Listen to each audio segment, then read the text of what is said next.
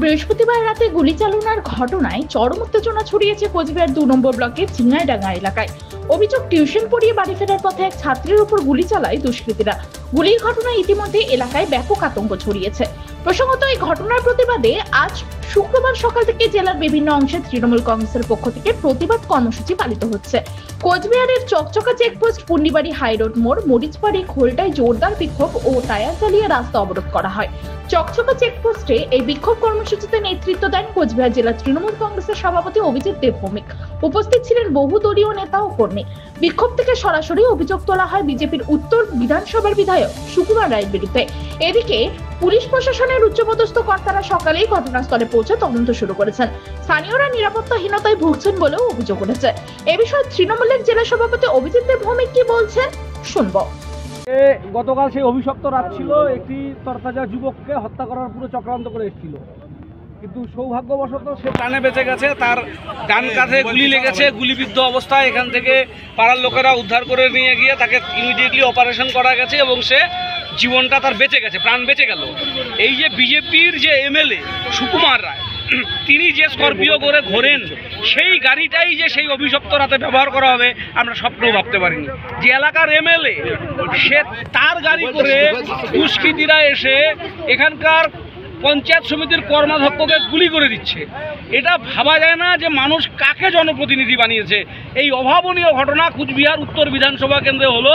বিজেপির প্রাক্তন জেলা সভাপতি বিধানসভায় দাঁড়িয়ে তৃণমূলের সন্ত্রাসের কথা বলেন, অথচ তিনি তার গাড়ি নিয়ে এখানে পঞ্চায়েত সমিতির কর্মাধ্যক্ষকে গুলি করে বেড়াচ্ছে। তার ছেলে, তার সমস্ত সাথীরা তার গাড়ি ব্যবহার করছে।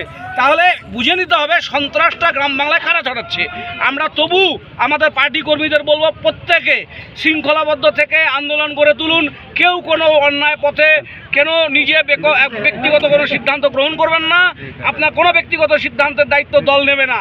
সুস্থ স্বাভাবিক পরিবেশ রেখে জেলা প্রশাসন যেভাবে ইনভেস্টিগেশন এগিয়ে নিয়ে যাচ্ছে, সেই পথে তদন্ত এগিয়ে যাক। আমাদের দৃঢ় বিশ্বাস, প্রকৃত অপরাধীর শাস্তি আমরা নিশ্চিত করব। এই গণ আন্দোলন আমরা রাস্তায় করব। উত্তর বিধানসভা কেন্দ্রে আমরা বিরোধীর আসনে থেকে আমরা বিরোধীদের মতন লড়াই করব। এই বিধানসভা কেন্দ্রে আজকে কর্মসূচি পালন করা হবে। আজকে এই বিধানসভা কেন্দ্রের 3টি মুখে অবরোধ চলছে। এখানে আমরা চকচকা মোড়ে দাঁড়িয়ে আছি, পুন্ডিবাড়িতে অবরোধ চলছে এবং খোলটা মরিচবাড়িতে অবরোধ চলছে। এখানে আর কিছুক্ষণের মধ্যেই অবরোধ তুলে দেওয়া হবে। মানুষকে কোনো রকম বিভ্রান্তি, মানুষকে কোনো কষ্ট আমরা দিতে চাই না। গ্রীষ্মের দাবদাহে এই প্রতিবাদটা মানুষকে জানাবার জন্যই আমরা এই কর্মসূচি নিয়েছি। তবে গুলি চালনার ঘটনাকে ঘিরে কোচবিহারের রাজনৈতিক চাপাউতোড় চরমে পৌঁছেছে।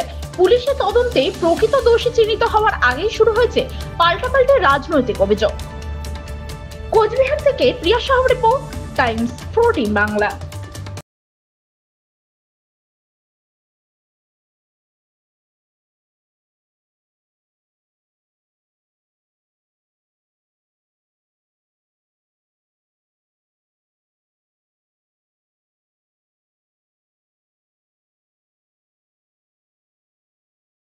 আপনি কি কিডনির রোগে ভুগছেন?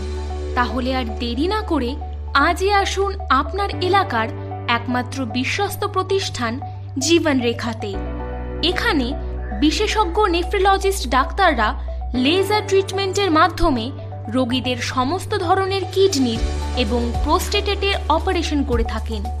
রোগী দেখছেন nephrologist doctor Arkaprava Chakraborty, SSKM hospital, Kolkata.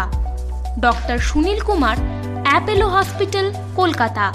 Doctor Pinaki Mukherjee, NRS hospital, Kolkata. এছাড়াও এখানে প্রতিদিন অপারেশন করছেন ও বহির্বিভাগের রোগী দেখছেন ইউরোসার্জন ডক্টর আতার কাশিম, PG হসপিটাল, কলকাতা। তাছাড়াও এখানে স্বাস্থ্যসাথী কার্ড ও ওয়েস্ট বেঙ্গল হেলথ স্কিমের সুবিধা রয়েছে।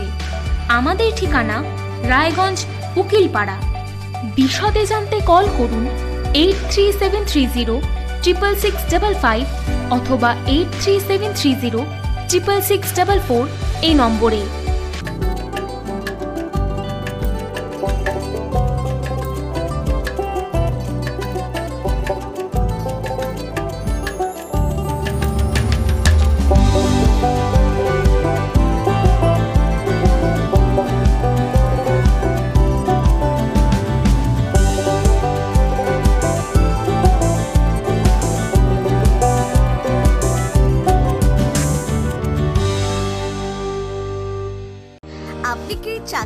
পরীক্ষার্থী, চাকরি পরীক্ষার বই খুঁজছেন? তাহলে আজই চলে আসুন সৌর বুক অ্যান্ড ম্যাগাজিন সেন্টারে। এখানে BSc, WBCS, bank, rail, ICDS, nursing, ANM এবং জিএনএম সহ কেন্দ্রীয় ও রাজ্য সরকারি সকল চাকরির পরীক্ষার বই ও ম্যাগাজিন পাওয়া যায়। আমাদের ঠিকানা খড়িমোড়, মোহনবাটি, রায়গঞ্জ। বিস্তারিত জানতে যোগাযোগ করুন 9002904090 অথবা 9434347016।